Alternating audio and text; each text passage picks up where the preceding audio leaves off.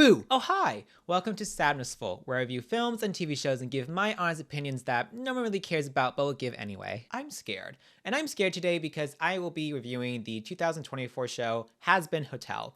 And let's just say the fans of Hazbin Hotel are very passionate and they let you know it. Trust me though, I am one of you. I'm also very passionate about the show. It's why I'm talking about it today. But it does have its flaws and I do want to try to take a stab at trying to fix. Playing with fire saying that word. When it comes to the story, many people... This is gonna be a long shoot. Ah! It just... tortilla over me. I don't feel like getting a napkin. Okay.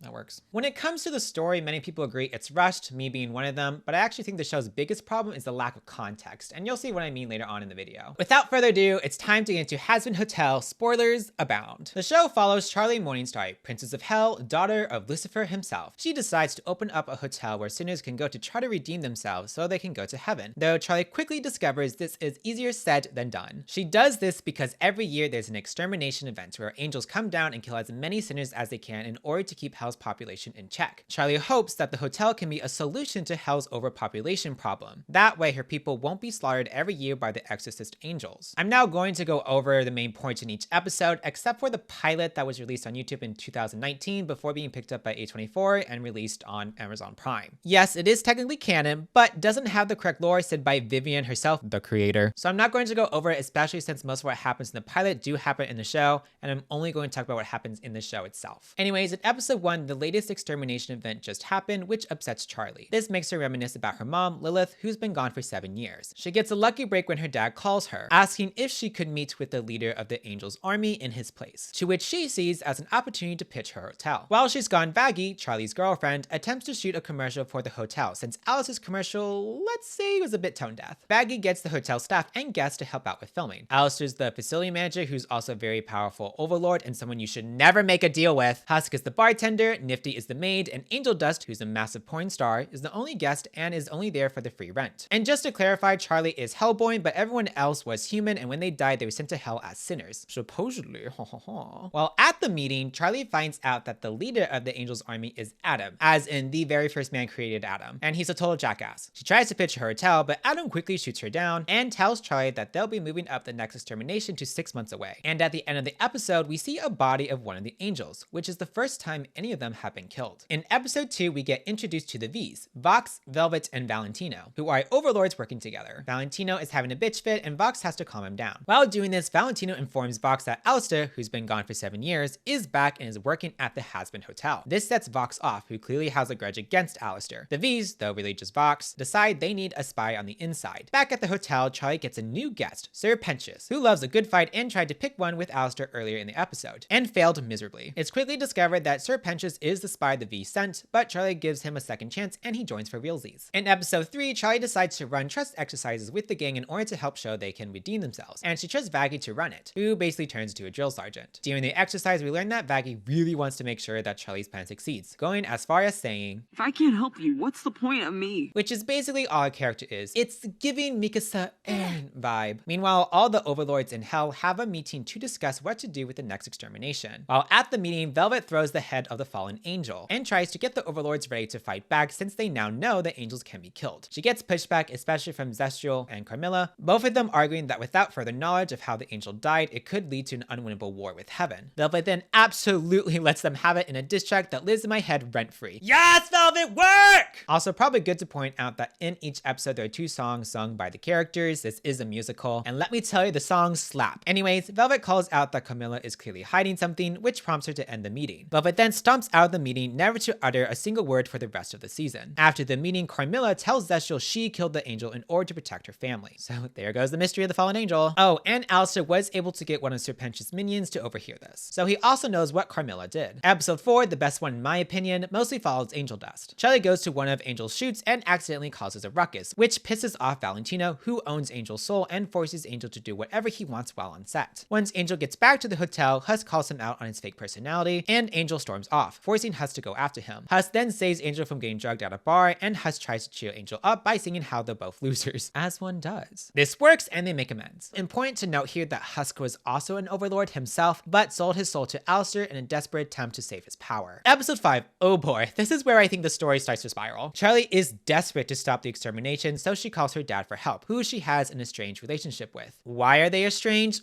Good question. We're literally just told she didn't know her dad growing up because he was always busy, which is still why they don't talk much. Charlie says her dad only calls when he's bored or needs something from her, but with the exception from the first episode, we don't see this at all. And this is weird because we see Lucifer super excited that she is calling him, which is to ask a favor herself, I might add. There's a disconnect here. Obviously, there's miscommunication on both sides, but we literally learn nothing about their dynamic or go past the surface level of why they're estranged. Anyways, Lucifer shows up at the hotel and immediately beefs with Alistair, who doesn't like Charlie's dad showing up. They then sing about each being Charlie's father figure and try to one-up each other, which is really weird coming from Alistair since so far we've barely seen Charlie and Alistair interacting with each other. We usually see him interacting with Vaggie, and we've never really seen him trying to be this figure to Charlie. I digress. During their feud, Mimsy abruptly comes in, who's a friend of Alistair's and only shows up when she's gotten herself in trouble. This time, she's gotten herself in trouble with loan sharks, and Alistair gets rid of them, violently. He then asks Mimsy to leave and not to bother Hotel again. Meanwhile, Charlie and Lucifer sing one song and quickly make amends. What? That's it? Just gotta sing one song and that fixes an estranged relationship? Screw me then, I can't sing. Charlie asks Lucifer to get her another meeting with Heaven, and he obliges. Episode 6, Charlie and Vaggie go to Heaven to meet with the council. Meanwhile, the hotel gang go for a night out. During the council meeting, they watch Angel do the exact criteria they laid out in order to get into Heaven. Act selfless, don't steal, stick it to the man. And Emily, one of the Seraphins, questions Sarah, the other Seraphim. Yeah. Why isn't he here? Charlie joins in on questioning Sarah, which prompts Adam to try to shut her down. Doing this, he accidentally slips out about the extermination, which till that point only he, the Exorcist angels, and Sarah knew about. This causes a lot of infighting amongst the council, especially between Sarah and Emily, who didn't know about the exterminations. During the infighting, Adam reveals to Charlie that Vaggie was also an Exorcist angel, which means she killed hundreds of sinners herself. Vaggie was banished to hell after she showed mercy to a child sinner. Damn, what did that kid do? Sarah deems that sinners can't be redeemed, and Charlie and Vaggie are sent back to hell. As they leave, Adam tells Charlie that they're going to target her hotel first during the extermination. With Emily shouting to Charlie, she'll try to fix this. Psst, she literally won't, as we don't see her do anything in the rest of the season. Episode 7, Charlie is upset about Vaggie lying to her after all these years. She's literally only upset about Vaggie lying to her, not the whole her killing her people part. It never gets brought up. Anyways, Charlie is now even more desperate, which Alistair takes advantage of in order to strike a deal with her, exchanging information for a favor from Charlie. Though with this favor, Charlie can't harm anyone. Alistair tells Charlie that the angels can be killed and that Carmelo killed one. Charlie realizes they need an army, so Alistair takes her to Cannibal Town so she can recruit the townspeople to help her fight the angels. While there, she talks to Rosie, the overlord running the town, about her relationship, and Rosie gives her advice. Meanwhile, Vaggie goes to Carmilla to find out how to kill the angels. They both succeed in their plan, with Vaggie finding out that angelic weapons can kill angels, which she should have already known considering she was injured by one and she is literally an angel. At the end of the episode, the two hug each other, making amends. What? That's it?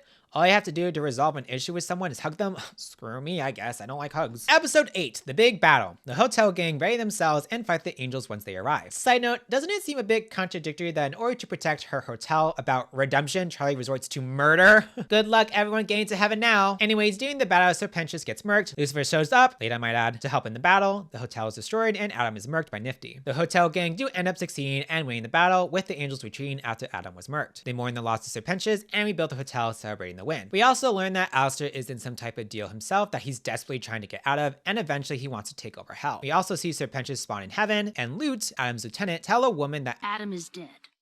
Your deal is done, and I'm in charge now. Your brat is threatening the very foundation of heaven. And if you want to stay here, you're going down there and stopping that bitch. You understand me, Lilith?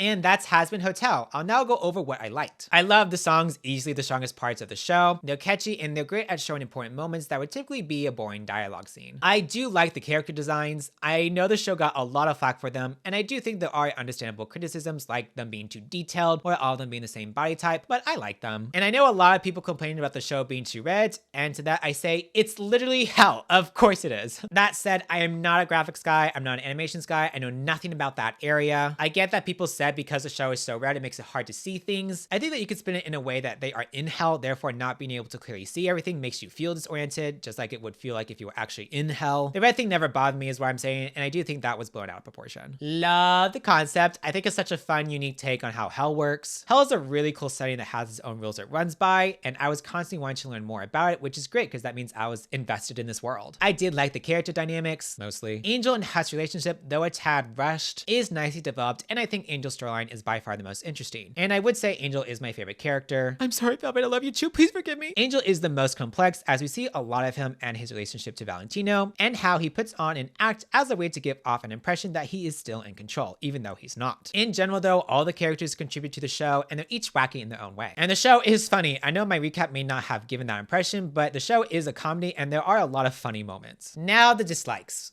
Oh boy. The pacing, it's off. I think too many things are resolved way too quickly. The mystery of who killed the angel, Charlie and Lucifer making amends, Charlie and Vaggie making amends, those things just happened way too quickly. I wish they kept the fallen angel mystery going further, because once it was revealed that the killer was Carmilla, that storyline kind of gets dropped. A bunch of things get dropped, actually. Velvet completely disappears after making a huge scene about fighting back against the angels, so that whole scene feels pointless since it doesn't go anywhere, and we never see Emily doing anything to try to help Charlie. We're also just missing a bunch of context, which I think is the bigger issue here. And I know that the creator has mentioned a lot of tidbits outside the show and has given a lot of context outside of it, but I don't care. I'm talking about what's happening inside the show. And though it is fun for a creator to give more information about a story outside the story's medium, it's not great when that said information is important context to understand what's happening inside the story itself. For what I'm talking about, if it's not in the show, it doesn't matter. As a viewer, I shouldn't have to go outside the medium the story takes place in to understand what's going on. And it is possible some of the things I say or change are things that Vivian herself has mentioned on Twitter or somewhere else on social media,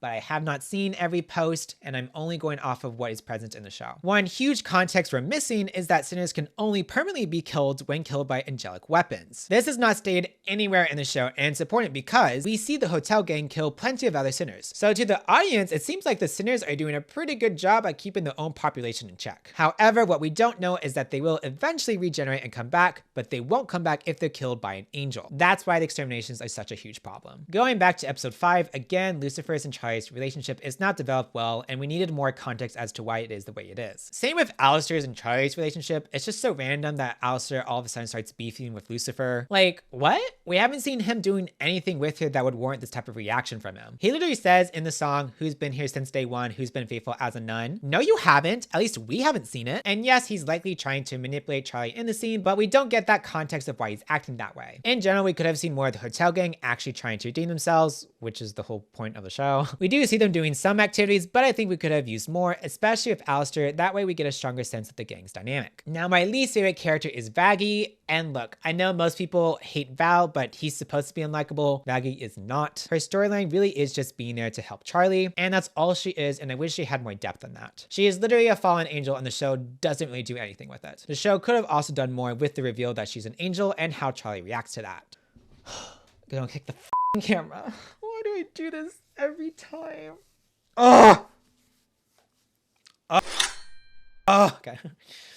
Okay, so what I want to do now is go over all the things I think need fixing, and then I'm going to go back and see if I can fix them. It's time for another list, but this time I'm using numbers. 1, we need to carry out the dead angel mystery more. 2, we need to develop Charlie's and Alistair's relationship. 3, we need more backstory about Charlie's relationship with her dad and not have that get resolved so quickly. 4, how sinners are killed needs to be explained.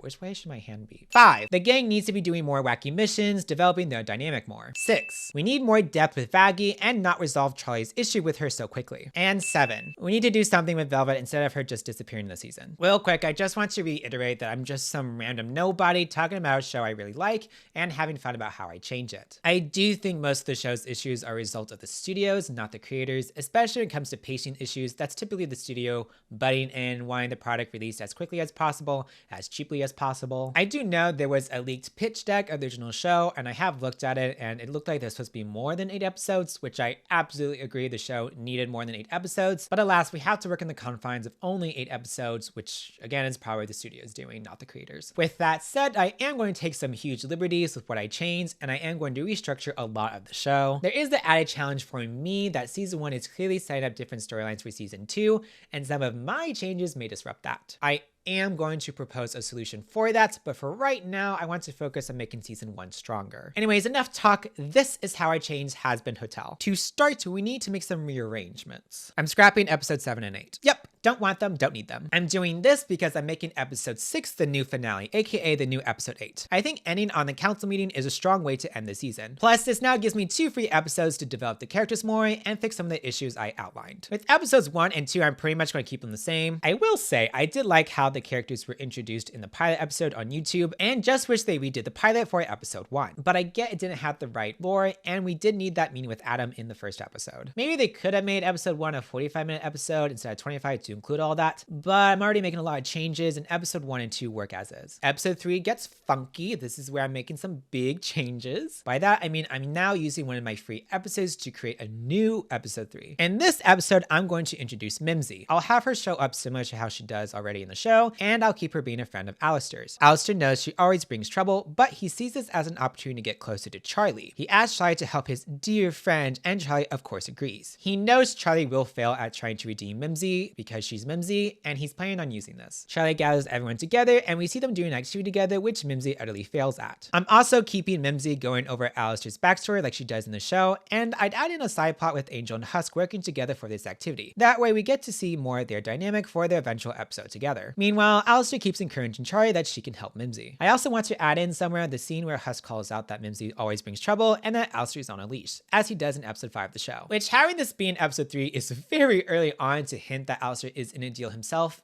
but I needed this episode to be earlier, so what can you do? Plus, this clearly shows us that Husk is in a similar deal to Angel, which is great context for Loser Baby. Eventually, the loan sharks after Mimsy show up, and the gang have to work together to get rid of them. After they do, Mimsy ditches them, and Charlie feels like a failure. And Alistair tries to comfort her, making her feel closer to him. This way, we actually see Alistair interacting with Charlie, and trying to be that father figure, and the audience can easily gather up that he's up to no good. Episode 4 is now what episode 3 was, where we had the Overlord meeting and Vaggy's trust exercise. It's pretty much going to stay the same, except we don't see Carmilla reveal to Zestial she killed the angel. But we do see Velvet and Alistair catch she's clearly hiding something, keeping the mystery of the dead angel going on just a little longer. Because I'm cutting that scene, this gives me time to work in how the sinners are killed. That being killed in hell only means you'll regenerate, however being killed by an exorcist angel means you won't come back, aka you're double dead. I'll probably have Vaggy drilling this to the gang to make sure they trust each other. Episode 5 is now what episode 4 was, where it was mostly about Angel and his relationship with Husk. Now that we added more context between them in my new episode 3, there's nothing that needs to be changed in this episode. Episode 6, another new one. This is going to this is going to be my boldest take because I'm going to have Alistair and Velvet team up to figure out what Carmilla is hiding. Am I doing this because I'm a huge Velvet fan? Yes. And what about it? But I also think it's just weird she has this huge moment and then nothing else is done with her character. I'll have the episode start with Velvet complaining to the other Vs that Carmilla knows something. But Vox is too distracted worrying about Alistair and Valentino is too distracted texting Angel. Velvet decides to ditch them and figure it out on her own. While walking around hell, she runs into Alistair. After some quick-witted banter, they recognize that they both know Carmilla knows something about the fallen angel and decide to work together to figure it out. Keep in mind, Vox is really the only one who has the grudge against Alistair. Valentino, and especially Velvet, could care less, and I do recognize these two teaming up is a bit of a stretch, but I feel like it's necessary. Meanwhile, back at the hotel, Charlie runs an activity to try to get the gang to open up. She volunteers to go first and goes over how she started the hotel. This will be done through a series of flashbacks, and we'll learn that Charlie was inspired by her dad. We get to see what her childhood was like. That growing up, she didn't really know her dad as he was always busy working on something. All she was told by him was that he was working on something that would make hell a better place, and Charlie grew to be inspired by this. This led her to have the idea to try and redeem sinners, as she thought there was no better place than heaven. However, she didn't really know if this was possible until she met Vaggy. Vaggy was the first sinner Charlie ever met who was kind and showed qualities of being redeemable, which concluded in Charlie's mind that sinners can in fact be redeemed. Because of Vaggy, Charlie sets out to start the hotel. I'm having Charlie create the hotel because of Vaggy because I think that adds more depth to their relationship, and it'll mean the reveal of her being an angel that more brutal to Charlie. I'll also add during this point more depth with Vaggy. Perhaps there's a scene where Charlie is discussing starting the hotel with Vaggy so that sinners like her can go to heaven, to which it is clear that Vaggy is not telling Charlie something. We'll get to it, but yes, what she's hiding is that she's an angel. And out of guilt, she stays silent and helps Charlie with the hotel. For Vaggy, she needs Charlie's plans to work because Charlie starts this hotel because of her, and she knows she's not actually a sinner and that she killed many sinners herself. Back with Velvet and Alistair, they eventually are able to figure out that Carmilla killed the angel. How do they do this? Good question, but this section's already very long. The important thing is they do figure it out and that they pocket this information for later. Episode 7 now becomes what episode 5 was, where we meet Lucifer. However, because I already used the Mimsy storyline in my new episode 3, this gives us more time to go into why exactly Lucifer's and Charlie's relationship is estranged, building off my new episode 6. What I like to show, with more flashbacks, that as Charlie got older, Lucifer began seeing how she wanted to make hell a better place as well, which is what he'd been working on. However, he was never able to do so, constantly getting shut down by heaven, so he gives up. He grows ashamed that he wasn't able to make it a better place for his daughter, and seeing the hope in her eyes that he once had, he couldn't bring himself to face her and tell her that he failed, so he grew distant. We could even have the extermination event be the final nail in the coffin. We don't know why Lucifer agreed to do this or when it started, but perhaps it was during Charlie's adolescence. After he agreed to do it, he was overcome by shame and he couldn't bring himself to face Charlie after what he did, knowing that she'd be upset, so he distanced himself. It could actually be really interesting if Charlie and Lucifer haven't seen each other since the extermination started, and it's all adds much needed depth and context for their relationship. And that would all be in the beginning of the episode. I'll still have Charlie calling her dad because she's desperate for help, and still have him show up and beef with Alistair. Alistair doesn't like Lucifer showing up and potentially guiding Charlie in a direction he doesn't like, which we now have context for because of my episode 3. Meanwhile, I'll have Alistair constantly standing next to Charlie in a very creepy manner, which rubs Lucifer the wrong way. The episode will play out similar to how it does in the show, but I'll have the More Than Anything song be more somber and more about how Lucifer still loves Charlie no matter what, and less about them making amends. And I'd make Charlie's part of the song about how she's willing to give their relationship a second chance. She's just not ready yet, not until she can stop the exterminations. And this makes Lucifer sad as he believes she won't be able to. He does end up agreeing to get Charlie the meeting, but rather than happily doing it, he does this because he believes she needs to learn the hard way that heaven will never help out, and that hopefully she can move on in his eyes to something that's not pointless. Finally, we get to episode 8, which was episode 6, and is going to primarily stay the same. I just think the song You Didn't Know, where there's lots of infighting and reveals, is a great song to end the season on. We get this huge reveal that Vaggie, the whole reason the hotel was started in the first place, at least in my version, is not a sinner, meaning the reason why the hotel was started was based on a wrong assumption, calling into question if Charlie's plan can ever work. There's also now a lot of anticipation for season 2. What will happen to Vaggie and Charlie? What is Emily going to do? What's going to happen with the impending extermination, especially now that the hotel will be hit first? How will the gang handle this information? What will Alistair and Velvet do with the information they know about Carmilla? There's just a lot there now, and the stakes are very super high for season 2. Now, going back to the episodes I scrapped, 7 and 8, because of the storylines they introduced, like the reveal of Lilith and Serpentius getting to heaven, it's clear that they want season 2 to be about those things, as well as the hotel likely getting new guests since they actually succeeded in taking down the angels. So what the show could do, considering my changes, is make the season 2 premiere be an hour special, which would basically be 7 and 8 combined, which would be a pretty epic premiere, not gonna lie. That way the storylines of Lilith and Serpentius are still introduced and season 2 can still be about those things. However, I'd add scenes of Vaggie and Charlie talking it out rather than hugging it out, and maybe they don't make amends quickly, but it's clear throughout season 2 that they'll be working on it. I'd also add a scene of Emily trying to stop the extermination, but unfortunately fails. Oh, and with Velvet knowing that Carmilla killed the angel, perhaps after the battle in season 2, Heaven could be looking for who killed the first angel, since in many ways they were the ones who technically started this whole thing. And so Velvet reveals to them that it was Carmilla in order to gain power through them. That, or she knows Heaven is looking for the killer, so she blackmails Carmilla into doing whatever she wants, or else she'll expose Carmilla to Heaven, which would likely put her and her family in danger. And there you have it. I don't think it's perfect, but those are all my changes on how I make season 1 stronger and how I connect it to what I think season 2 is going to be about. Really excited to hear what you all think of my changes, and I do hope it came across that I really am a huge fan of the show, and I'm hoping season 2 can improve upon season 1. That's it for now. Make sure to caress that subscribe button and follow the bell notification, and I'll see you in 2 weeks. Bye!